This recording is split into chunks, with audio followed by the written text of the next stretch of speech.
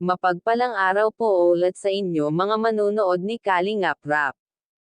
Kuya Rab, may malaking surpresa kay Dara, kaya pansamantala doon muna si Dara sa bahay ni Kuya Rab. At kung bago ka pa lamang sa aking channel ay baka pwede paki-subscribe ng aking channel.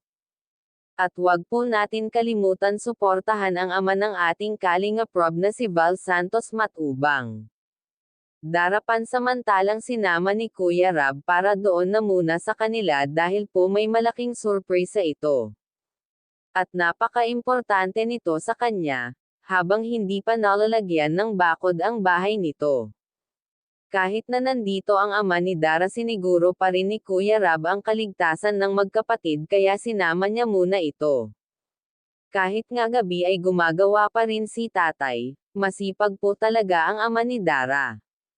Mag-attend kasi sa ribbon cutting itong ama ni Dara.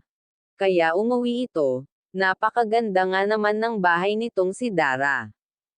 Kaya pati tatay ni Dara ay excited na sa ribbon cutting kaya kahit na gabi ay gumagawa pa rin ito. Para mas lalong mabilis ito matapos, Kuya Rab excited na rin sa ribbon cutting ng bahay ni Dara.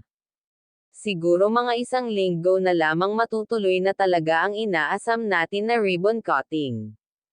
Mga sambayanan, excited na rin kayo, kahit di nyo sabihin sa mga subscriber ko po, sana wag kayo magsawang manood ng aking video.